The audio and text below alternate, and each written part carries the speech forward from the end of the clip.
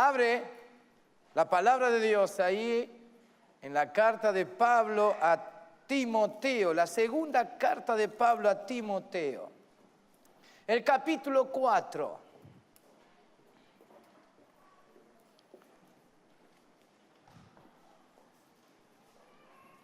Y prepárate para declarar esta palabra.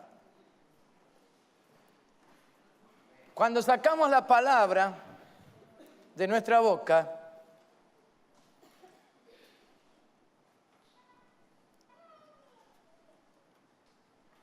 es que estamos oyendo. Al leerla, al declararla, con fe, nuestros oídos se abren. Y cuando oímos, porque la estamos lanzando, nuestros ojos se abren para ver lo que no se ve. Y el Espíritu Santo viene y trae revelación, luz. Todo temor sale, toda duda es quitada, toda intención, todo movimiento de incredulidad desaparece.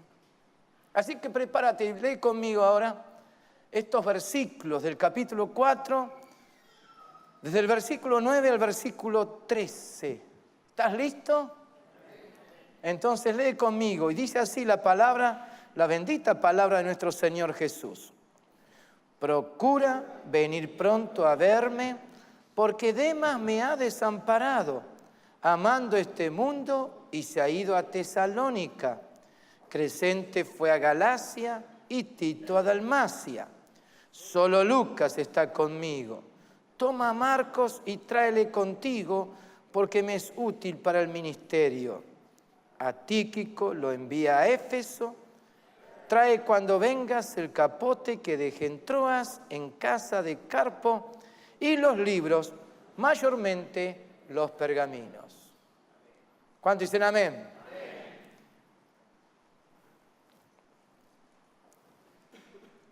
Cuando leímos y compartimos los versículos que preceden estos que hemos leído ahora, especialmente cuando Pablo le dice a Timoteo que él ya peleó la buena batalla,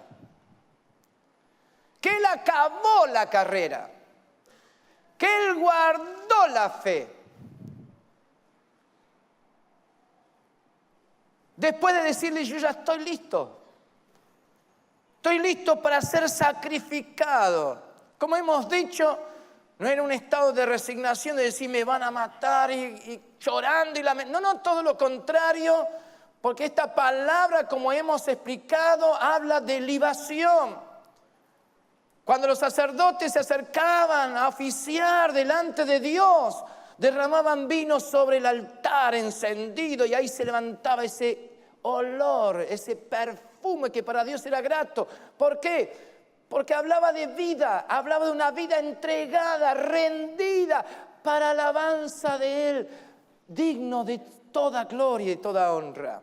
Entonces Pablo está, después de decir, yo ya estoy listo, estoy para presentarme, ofrendarme totalmente al Señor. ¿Por qué? Porque hice las cosas que Dios quería, he peleado la buena batalla, he acabado la carrera, he guardado. Y por eso en el versículo 8 está diciendo, y me está reservada una corona.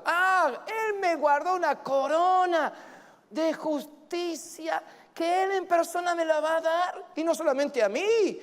Entonces abre una puerta inmensa para decir, pero esta corona también está reservada para todos aquellos que aman su venida. Hay una corona para todos, todos. Dios quiere dar recompensa, porque el Señor viene con recompensa, con paga. Terminar en ese versículo 8 hubiera sido ya lo máximo que podíamos recibir de parte de Dios a través del apóstol Pablo. Porque es palabra de Dios, es lo que el Señor quería decir a su iglesia. Y él, como buen siervo e instrumento en las manos de Dios, fue fiel y él declaró lo que Dios estaba diciendo. Pero al entrar en el versículo 9, como hemos leído,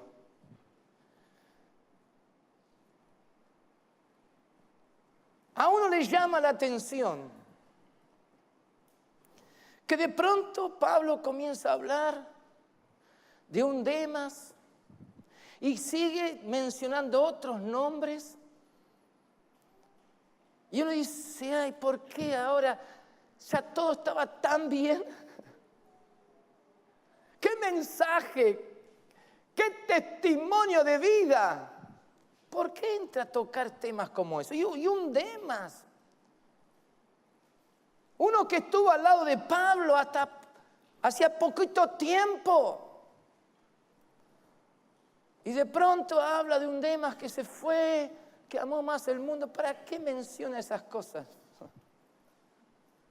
Y cualquier observador rápido, sin ver el mensaje, sin entender el contexto de toda la Escritura, se podría confundir. Y podría decir, bueno, ¿qué va a hacer? Pablo se ve que estaba un poco quejoso. Es como que Pablo aquí se queja de que uno de sus colaboradores, uno de sus discípulos hizo tal cosa. Y hasta algunos podrían decir, se ve que quizás está medio enojado Pablo. ¿Sabes de lo que estoy hablando?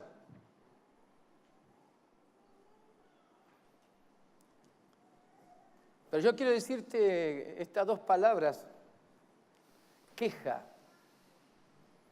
Porque si Pablo realmente se estaba quejando, si Pablo estaba enojado porque Demas estaba haciendo lo que no tenía que haber hecho, tendríamos un problema serio. Si bien a veces, como creyentes, pensamos que es normal quejarse cuando alguien no está haciendo lo que tiene que hacer. Y hasta enojarse. ¿Ha escuchado a veces a los creyentes y estoy enojado? Estoy muy enojado. Ay, ay, ay, ay, ¿cómo es eso que un creyente pueda quejarse y enojarse? Porque sepan que la queja siempre lleva al enojo. Entonces yo quiero decirte simplemente lo que significa esta palabra en nuestro idioma castellano. Queja, la palabra queja que parece tan normal en el hombre, que alguien se pueda quejar. ¿Sabes qué significa?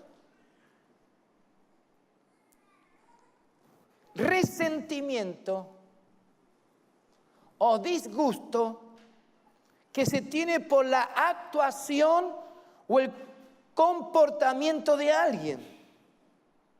Fíjate, cuando tú te estás quejando, estás expresando resentimiento y disgusto con lo que el otro está haciendo. Abarca el significado, reclamación o protesta que se hace ante una autoridad a causa de un desacuerdo o inconformidad. Claro, muchos creyentes no saben delante de quién se están quejando, pero como su vida está rendida a Dios, es como que a Dios se está quejando delante de Dios por causa de aquel otro, del otro, que está haciendo lo que no tiene que hacer. La queja, en vez de alabanza, la queja avanza. Y sale de la boca. Ahora, toda queja lleva al enojo. ¿Y enojo? Ahora, ¿qué significa enojo? Y yo les pregunto, ¿el enojo es de Dios? ¿Es de Dios? ¿De quién será entonces? Si no es de Dios, ¿de quién es el enojo? Ay, Señor mío. ¿Sabe qué significa enojo? Hay una palabra interesante que cuando se va a dar el significado de la palabra enojo, la primera palabra que aparece ahí como solita, enfado. O sea que el enfado es lo mismo que enojo. Y ahora te voy a decir enseguida qué significa enfado. Pero enojo significa enfado, especialmente el que está causado por una falta de obediencia, de obligación o de respeto. Entonces, todo enojo significa que alguien está molesto, pero mal, por causa de lo que el otro está haciendo, como causa de ese enojo que siente. Ahora te explico lo que significa enfado, porque eso tiene que ver con el enojo. sentimiento de disgusto y mala disposición hacia una persona o cosa, generalmente a causa de algo que contraría o perjudica. Así que cuando alguien se está enojando, está enfadado. Eso significa que es un sentimiento de disgusto. Y una mala, tiene que ver con lo malo, tiene que ver con el maligno, tiene que ver con la maldad. Y una mala disposición hacia una persona o cosa. ¿Por qué? Porque está diciendo, me está contrariando, me está afectando, está contra el orden, lo que yo considero que es justo. No quiero preguntarlo, pero lo pregunto. ¿Te quejas? ¿Te enojas? Porque algunos hasta lo toman como algo natural. Que cualquiera se enoja, cualquiera se pone molesto. Y como que la vida tiene ese integrante. Como que en la vida del cristiano, si uno no se enoja, no pasa nada. Me tuve que enojar para que esto cambiara. ¿Y qué me estás diciendo? Sí, no puedo dejar de expresar lo que me molesta, lo que me disgusta. Pero eso es de Dios. ¿Te hace bien? No pensemos en el otro que la sufre, sino en nosotros, en nuestra vida, interiormente. Tiene que ver con nuestra nueva vida, nuestra nueva naturaleza, tiene que ver con el fruto del Espíritu, tiene que ver con lo que somos en Jesús. Por eso algunos, cuando ven pasajes como estos, se identifican, pero fuera de contexto. Yo sé que alguno está diciendo, pero Jesús se enojó. Ah, cuidado. Así como hay amor de Dios y amor del hombre, son completamente distintos. La naturaleza del amor de Dios no puede ser abarcado por la naturaleza del hombre. Y el amor del hombre es egoísta. Así también la paz de Dios no es la misma paz del hombre. La justicia de Dios no es la misma justicia del hombre. Y cuando Dios habla de que Él se enojó, y hasta utiliza la palabra la ira de Dios, cuidado, no es la misma ira del hombre, porque en la ira del hombre no obra la justicia. No es justa la ira del hombre. Dios tuvo ira, Dios se iró, pero justamente lo encaminó hacia el Hijo. La ira de Dios fue sobre el Hijo. Por los pecados de los hombres que merecían esa ira. Pero la cargó Jesús, ¿para qué? Para librar a nosotros de toda condenación. Así que no podemos abarcar la ira de Dios y decir que es la misma ira del hombre, porque la ira del hombre nunca opera para bien, nunca es para salvación, ni es para librar a los otros de condenación, sino todo lo contrario. La ira y el enojo del hombre es para condenación y muerte. Entonces, pasajes como esto hay que interpretarlo a la luz del contexto. Ahora bien, ¿pero por qué Pablo entonces habla de un Demas?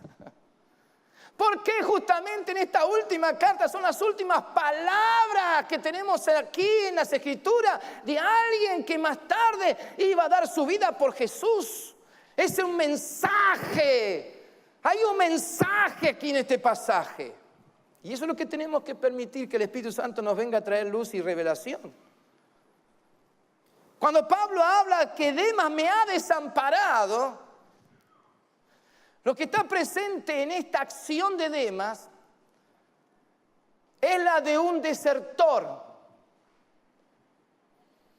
Está hablando de deserción.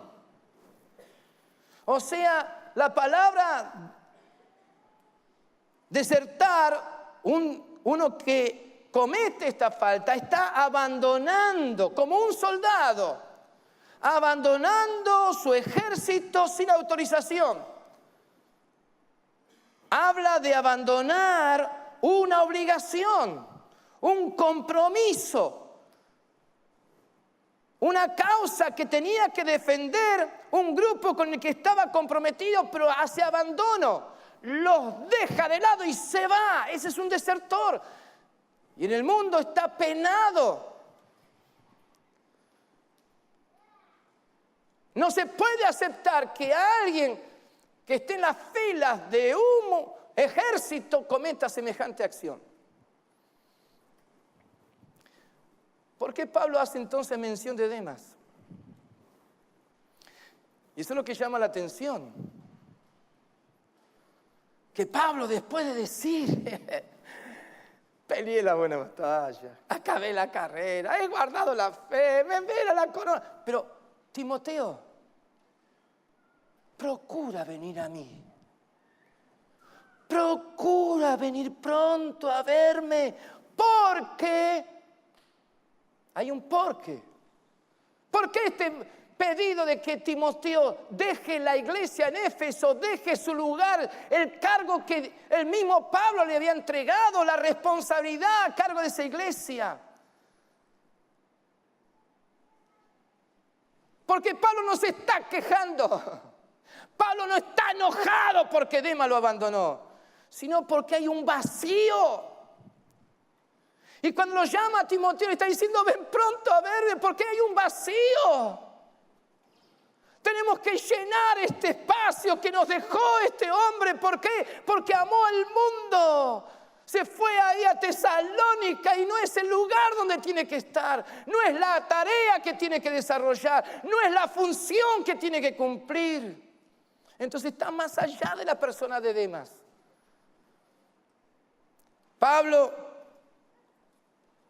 está abriendo su corazón. Qué importante al finalizar su carta. ¿Por qué? Porque está transmitiendo su visión. Él conoce las leyes del reino y sabe cómo se tiene que vivir el evangelio.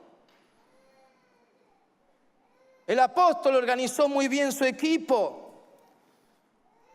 Si bien sabía que iba a dar pronto su vida por causa de Jesús, pero esto no significaba abandonar la lucha o quedarse pasivo, quieto. Está consciente que la obra del Señor tiene que continuar.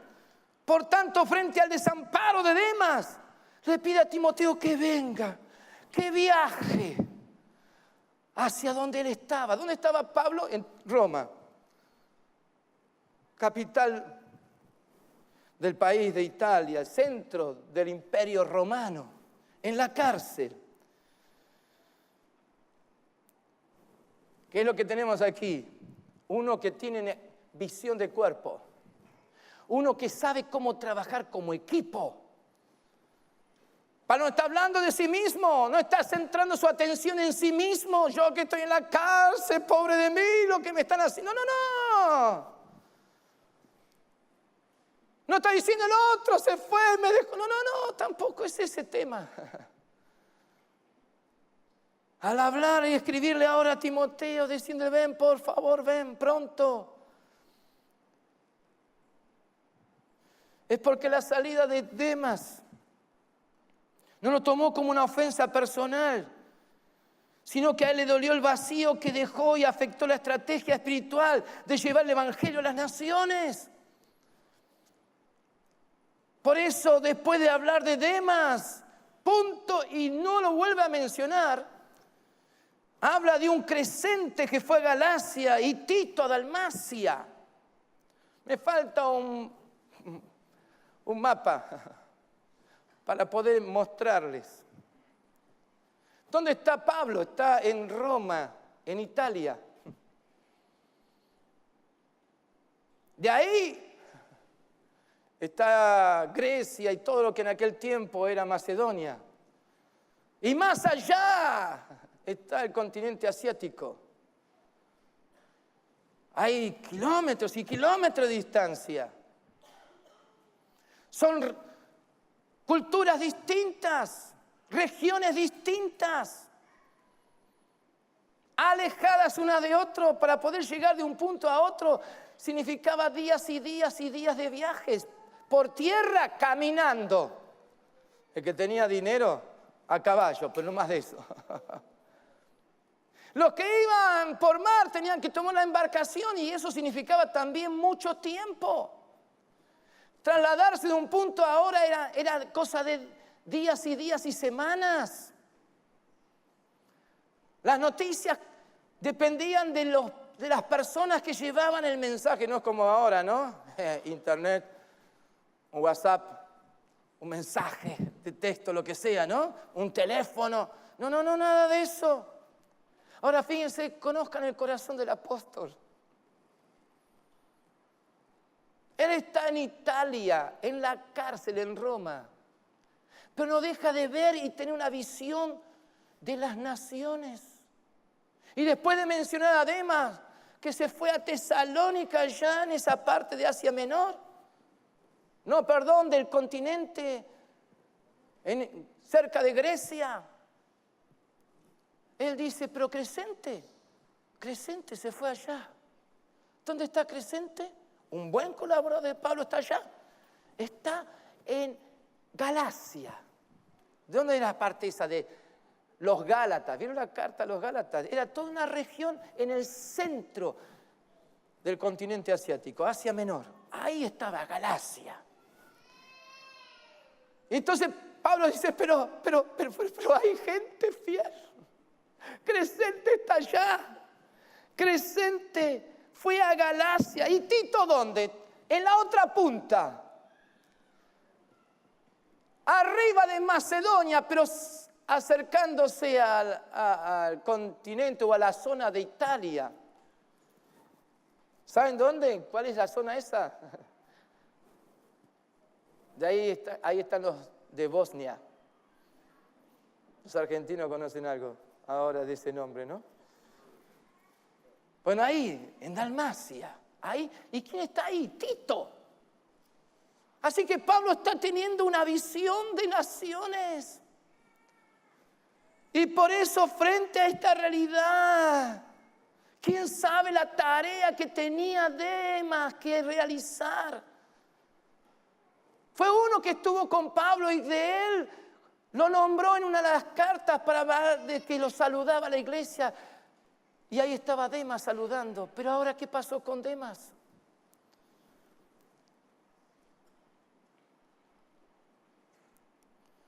Lo que atenta contra la unidad del cuerpo de Cristo, lo que roba visión del reino de Dios, es el amor al mundo.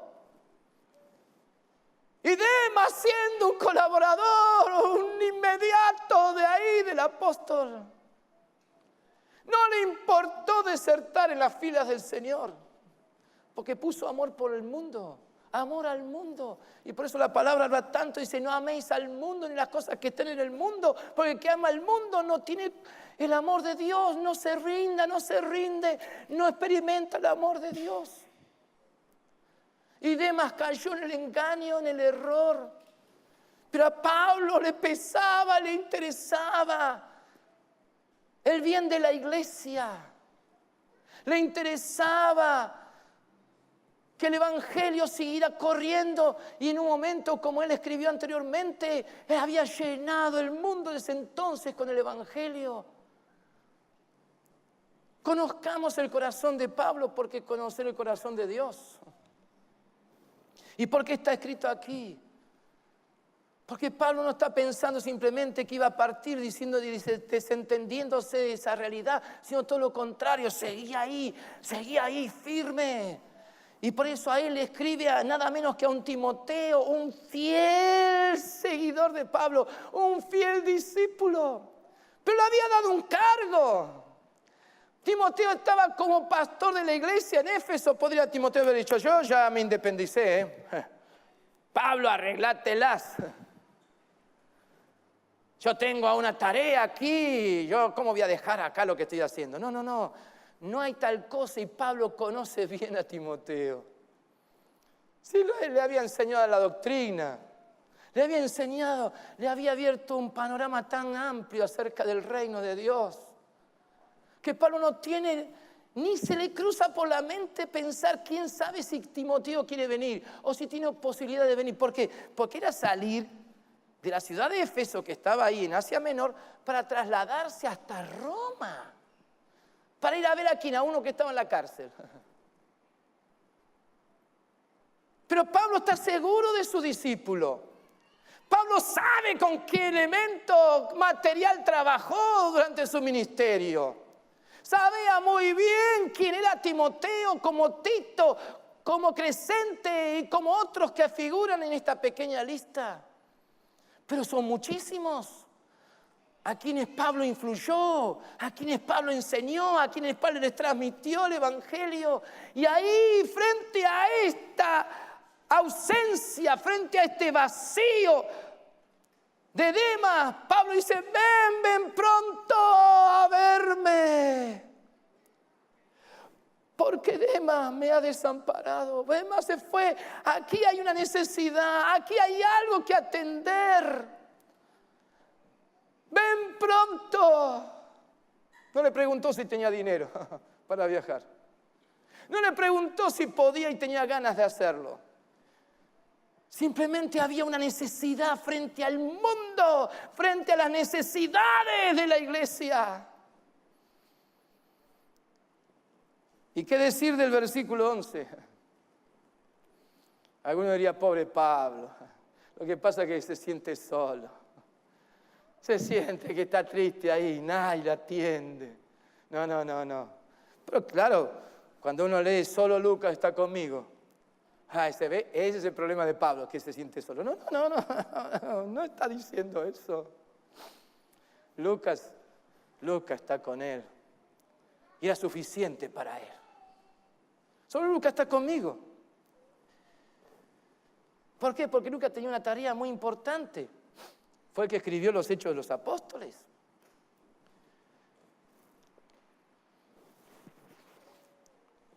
Y le dice algo más a Timoteo: toma a Marcos. Tampoco le dice: pregúntale si Marcos tiene ganas de venir. No, toma a Marcos y tráele contigo, porque me es útil para el ministerio.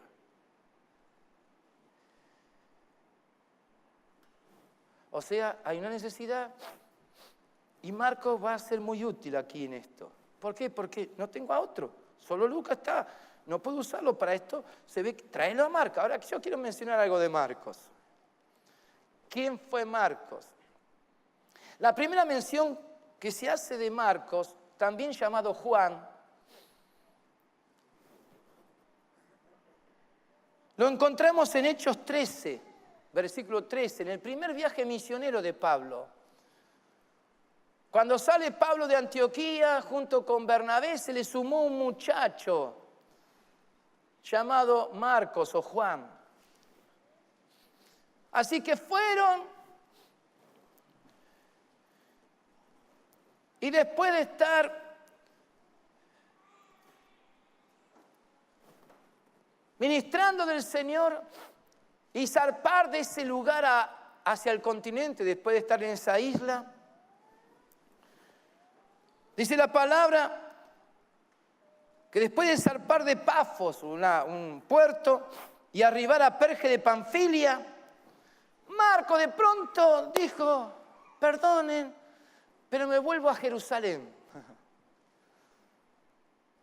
No era un Demas, sino simplemente él dijo: no quiero seguir, no voy a continuar.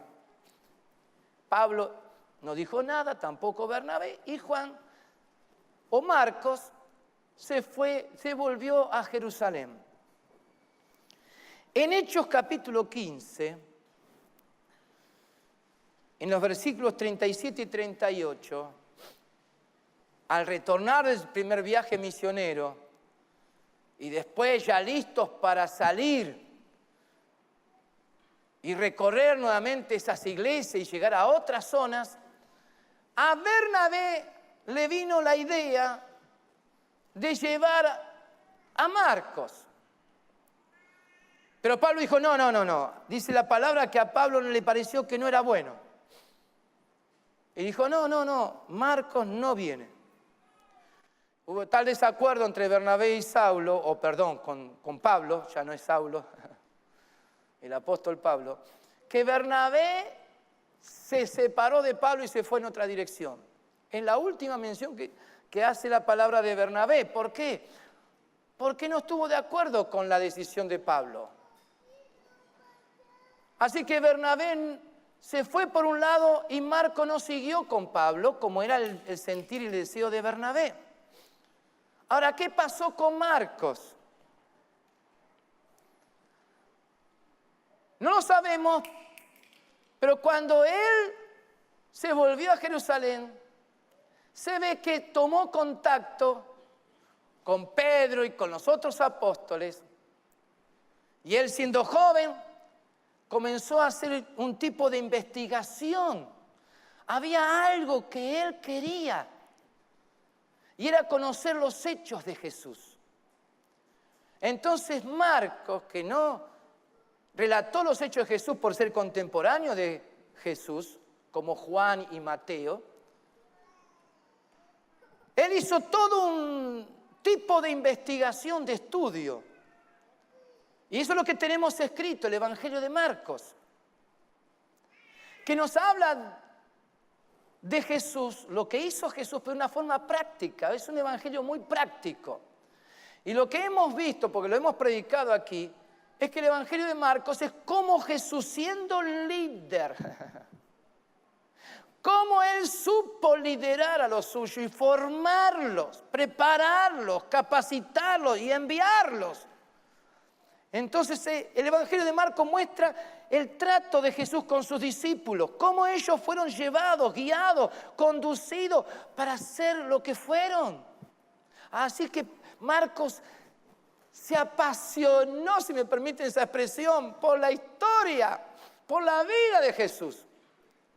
Y eso es lo que desarrolló Marcos y finalmente es palabra de Dios. Lo tenemos aquí, el trabajo de Marcos. Tampoco sabemos qué pasó con él más adelante, pero se ve que en algún momento Marcos se metió en el círculo de Pablo. Fue uno más del equipo de Pablo. Y trabajó con Pablo y con los colaboradores de Pablo. Y ahora Marcos estaba con Timoteo en la ciudad de Éfeso. Y por eso, qué bueno que ahora a través de lo que tenemos aquí escrito podemos entender el corazón del apóstol. Porque Pablo no actuó desentendiéndose y rechazando simplemente a Marcos. Había algo que el Espíritu Santo quería hacer con Marcos. Si bien la manera como lo hizo, quizás Pablo no la aprobó, pero sin embargo ahora Pablo escribe a Timoteo y le dice: tráelo a Marcos, tráelo contigo. Porque me es útil para el ministerio, me es útil para lo que tenemos que hacer. Vení vos, Timoteo, llená este hueco de Demas, hay algo que hacer y no sabemos bien qué tenía que hacer. Pero tráelo inclusive a Marcos, ¿por qué? Porque es útil, porque él tiene ahora una visión de cuerpo, tiene una visión de lo que significa formar obreros, formar gente, que la iglesia sea firme, que conozca el poder de Dios. ¡Tráelo! Porque me es útil. ¡Qué hombre de Dios! Y esto es lo que el Espíritu Santo quería hacer con Timoteo. Pablo fue un hombre que transmitió estas verdades, estos principios del reino. Por eso tenía certeza de quién era Timoteo. Y eso es lo que Dios también quiere hacer con nosotros. Que podamos ser impactados, impresionados por esta visión del reino de Dios. Que Dios quiere que nosotros participemos, nos involucremos en la tarea, en el servicio por causa del misterio de Dios revelado que es Cristo y la iglesia. Que entendamos el corazón de Jesús. Que seamos prontos para obedecer como lo hizo Timoteo, como lo hizo un Crescente, un Tito. Y sigue diciendo: a Tíquico lo envía a Éfeso. ¿Por qué a Éfeso? ¿Y por qué? Porque Timoteo, que estaba en Éfeso, iba a ir donde estaba Pablo. Entonces Pablo, aún antes de pedirle a Timoteo que venga, ya estaba pensando cómo cubrir la salida de Timoteo? Porque a Tíquico ya lo mandó, ya lo envié. No estaba esperando a ver qué me va a decir Timoteo si viene o no viene, a ver qué puedo hacer para ayudarlo, porque si él viene, ¿quién va a seguir la tarea y cómo va? No. Él ya había mandado a Tíquico. ¿Quién es Tíquico? Es otra pregunta. Le doy las citas, dónde encontrarlo. La primera cita aparece ahí en Hechos 20. En el versículo 4, cuando Pablo está realizando su tercer viaje misionero. ¿Y cómo habla de Tíquico? ¿Cómo lo llama Tíquico? Eso es precioso. Y Pablo presenta las cartas credenciales de este hombre Tíquico. Y dice, hermano amado. ¿Cómo lo presenta Tíquico en ese pasaje? Hermano amado, que junto con otros se había destacado como uno de sus colaboradores. En Efesios capítulo 6, versículo 21, lo llama fiel ministro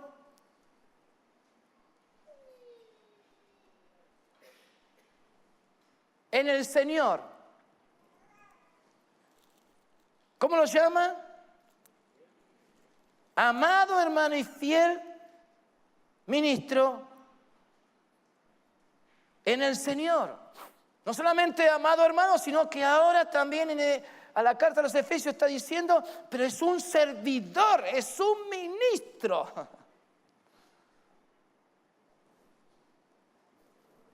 Y algo más tenía que hacer él. Dice, lo envié para esto mismo, para servir, para que sepáis lo tocante a nosotros y que consuele vuestros corazones. Por eso lo mandé a Tíquico, para que es un fiel ministro. ¿Para qué? Para que les informe todo lo que estamos haciendo, porque está hablando de un equipo de trabajo. Y de esa manera va a consolar a los hermanos en Éfeso. Eso fue antes de esta oportunidad de 2 Timoteo. El otro pasaje es Colosenses capítulo 4. En Colosenses capítulo 4, versículo 7, lo menciona a Tíquico como amado hermano. Sigue insistiendo, amado hermano, ¿eh? Ya 3 veces con esta que lo llama amado hermano y fiel ministro, por segunda vez, y ahora agrega, y consiervo en el Señor. Ya va ampliando, ¿no? Amado hermano, ministro fiel, consiervo. Uno que comparte en este servicio. Está hablando, dando referencia de Tíquico, un gran hombre de Dios. Y acá, escribiendo los Colosenses, le dice al cual enviado. O sea que era un hombre dispuesto, a disposición del apóstol para ser enviado. No se iba solo, no se cortaba solo. Pablo lo dice, lo he enviado a vosotros para esto mismo, para que conozca lo que a vosotros se refiere y conforte vuestros corazones. Yo quiero que vaya, que sepa cómo están ustedes. ¿Para qué? Para que a través de esa información y ese conocer de parte mía todo lo que está pasando a ustedes sean confortados. ¡Qué tremendo! La última mención es en Tito, capítulo 3, versículo 12. Porque dice ahí ese pasaje que fue enviado a Creta, donde estaba Tito como pastor. ¿Y para qué lo mandó a Creta? Para que Tito pudiera venir a donde estaba Pablo, que en ese momento estaba en Decápolis, llevando a cabo su ministerio, su tercer viaje. Entonces, Tíquico era un instrumento muy útil. Sabía cubrir las necesidades, sabía ser guiado, enviado. ¿Para qué? Para bendecir y consolar y para que el pueblo del Señor sea enriquecido y para que esas comunicaciones entre uno y otro fueran fluidas. Y ahí estaba la gracia de Dios, se manifestaba el poder de Dios. El corazón de Pablo era el corazón de estos hombres. Y por eso en esta última nota de Pablo está hablando de Tíquico, que justamente frente a esta necesidad que había surgido por causa de Demas y un Timoteo que venía donde estaba Pablo, Pablo ya estaba pensando cómo cubrir también esas espaldas. Ahí mandé a Tíquico. Eres un fiel hermano, eres un hombre de valor, este sí que sabe hacer las cosas. Como diciendo, Timoteo, vos vas a venir a suplir una necesidad, pero también va a ser suplida tu necesidad.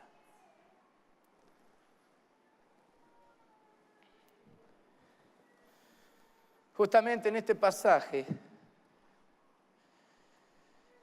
le dice, trae cuando vengas el capote que dejé en Troas, en casa de Carpo, y los libros, mayormente los pergaminos. Capote, ¿para qué capote? El capote era una prenda de viaje para protección de tiempo tormentoso. Como un piloto, ¿vieron? Perramo. ¿Qué está mostrando Pablo? Que está cuidando los detalles. Y que todo lo que él está pidiendo tiene que ver con un servicio como equipo. Un equipo de trabajo. Un equipo que funcionaban en unidad. Porque es la única manera de llevar la obra adelante. Porque es la única forma de hacer las cosas. Por eso Jesús, cuando enseñó acerca del reino de Dios en el Sermón del Monte, en Mateo capítulo 6, 5, 6 y 7, pero yo quiero hacer mención de lo que está en el capítulo 6, versículo 21, cuando Jesús enseñando acerca del reino de Dios, dijo, porque donde esté vuestro tesoro, allí estará vuestro corazón. ¿Qué dijo Jesús? Donde esté vuestro tesoro, allí estará también vuestro corazón. Y por eso Jesús, en el versículo 19, dijo, no os hagáis tesoros en la tierra, donde la polilla y el orín corrompen, y donde ladrones minan y hurtan, sino haceos tesoros en el cielo, donde ni la polilla ni el orín corrompen, y donde ladrones no minan ni hurtan. ¿Por qué? Donde esté vuestro tesoro, allí estará también vuestro corazón. Entonces yo te pregunto, ¿dónde está vuestro tesoro? ¿Qué es aquello que aprecias? ¿Que tanto valoras? ¿Qué tanto te importa? ¿Qué es aquello donde estás poniendo esperanza?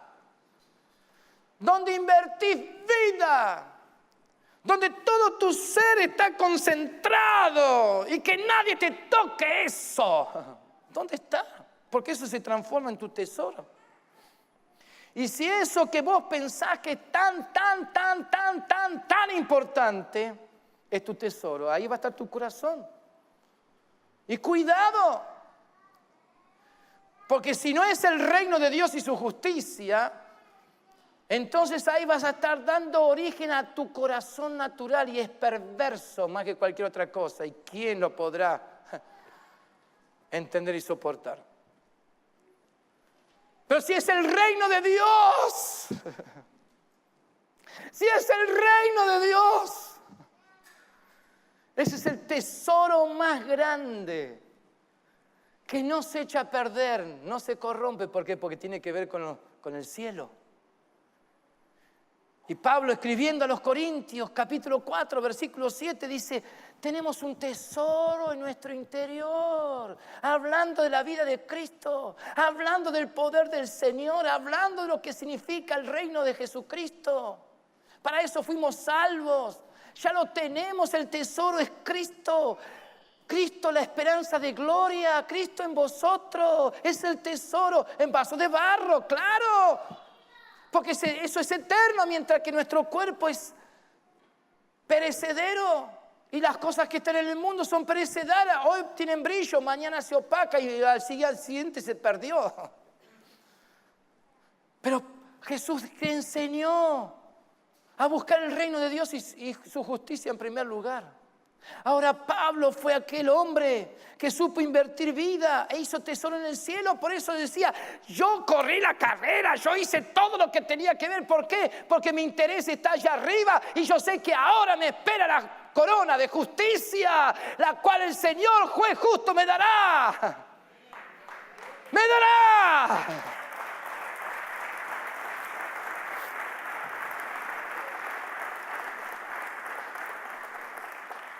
Por eso el tesoro de Pablo es lo que transmitió a sus discípulos. Y ahí tenía estos hombres de Dios con un corazón semejante al de él. Por eso Pablo dice, imíteme, haga lo que yo hago. Pablo los supo formar.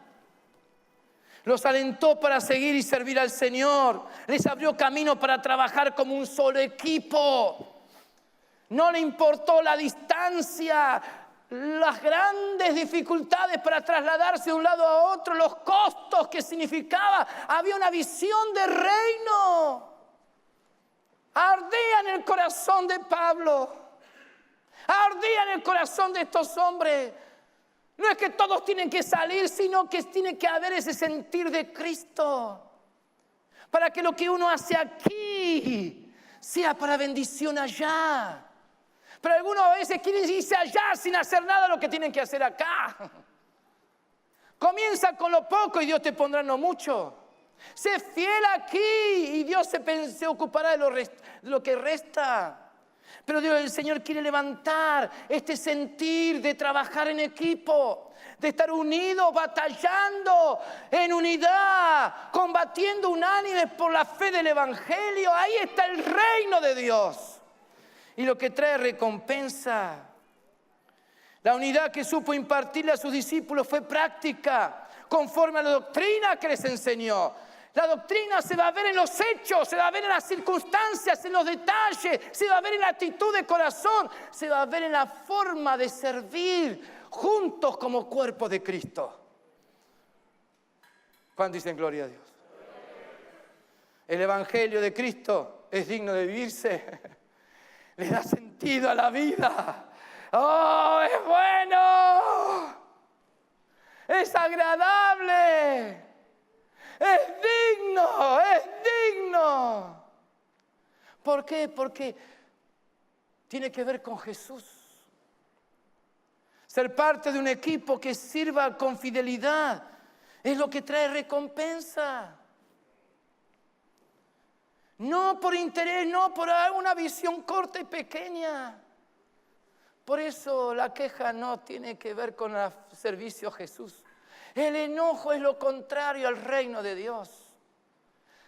Agradecer a Dios, dando gloria a Dios por lo que se tiene, contentos con lo que se tiene y la disposición a hacer. Y Dios se va a encargar de los detalles. ¿Cuánto dicen gloria a Dios? ¿Cuánto dicen gloria a Dios? ¿Por qué no hace un fuerte aplauso entonces a Jesucristo por eso?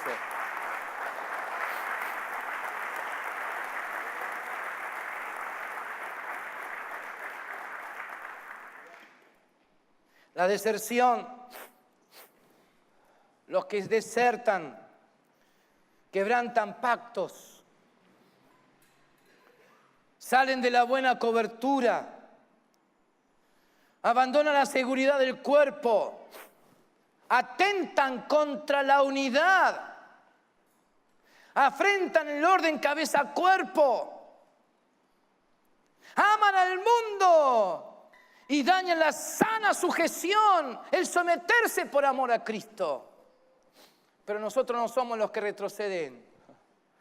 Nosotros no somos de los que retroceden, dice el escritor a los hebreos, sino los que a vida eterna, por su fe, permanecen firmes y se identifican en el nombre de Jesús con aquellos que permanecen y son fieles al Señor. No somos de los que retroceden. No somos de los que desertan. somos los que permanecemos firmes. Amén. Ponte de pie entonces en este momento delante del Señor.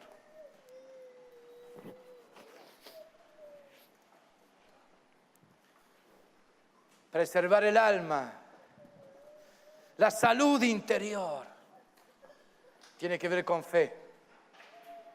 Afirma tu fe en Jesús. Cierra tus ojos ahí donde estás. Levanta tus manos al cielo. No hagas tesoros a la tierra. Todo lo que necesites Dios te lo dará. Él suplirá todas tus necesidades y más aún de lo que piensas o entiendes.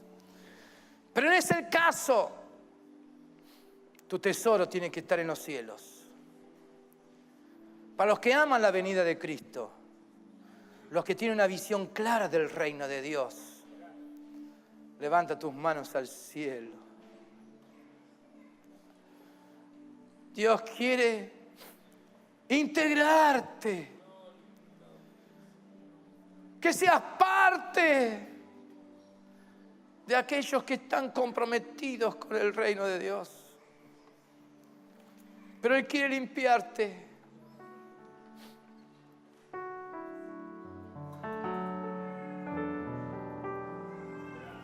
Quiere limpiarte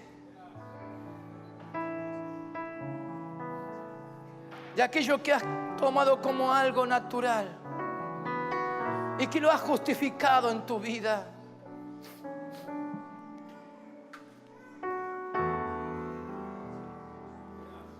Desecha el enojo.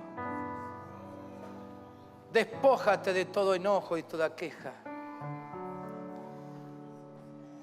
El que tiene visión de iglesia, el que tiene visión de cuerpo, se santifica y perfecciona la santidad en su vida, en el temor de Dios.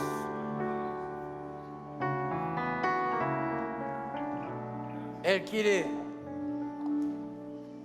que tu corazón sea ensanchado.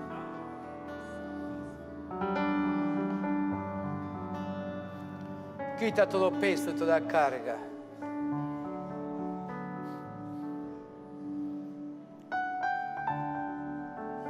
Conoce el corazón de Jesús.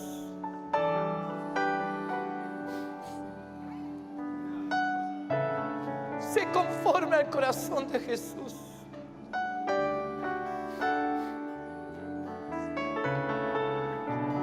Haya pues en vosotros el sentir, el mismo sentir de Cristo. El que se despojó de todo, el que se humilló hasta lo sumo. No le importó bajar y ocupar un lugar como el que ocupó para cubrirte a ti y salvarte a ti.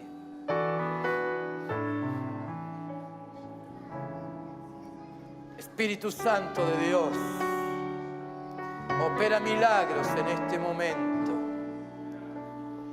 En el nombre de Jesús. Rechazamos, repudiamos, alejamos de nosotros toda queja,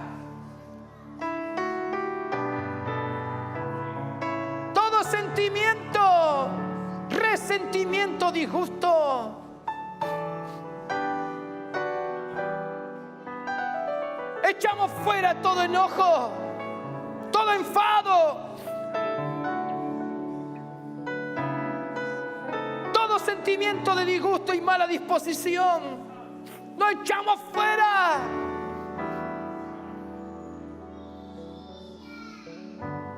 Nos abrimos al amor fraternal, a saber guardar y cuidar la vida y saber soportar al hermano que nos habla de mantener un nivel firme de fe para poder ayudar al otro a estar bien arriba, soportándonos unos a otros con humildad y misericordia y mansedumbre, solícitos en guardar la unidad del Espíritu en el vínculo de la paz. Señor, enséñanos a vivir, a servir, a bendecir el cuerpo de Cristo, a ser del equipo de Jesús,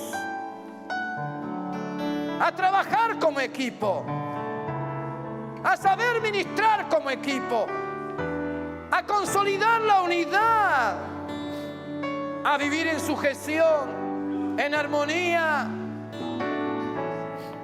Señor, nos ponemos a tu disposición. Enséñanos. Tú lo dijiste, Señor, te haré entender y te enseñaré el camino en que debes andar. Sobre ti fijaré mis ojos. Señor, queremos aprender de ti. Encamina nuestros pies con tu palabra y ninguna iniquidad se enseñoree de nosotros. Fija tus ojos, Señor, en nuestras vidas. Queremos agradarte. Queremos rendirnos a ti. Señor, los tiempos son cortos. La vida corre rápidamente. Líbranos de concentrar la atención en nosotros mismos.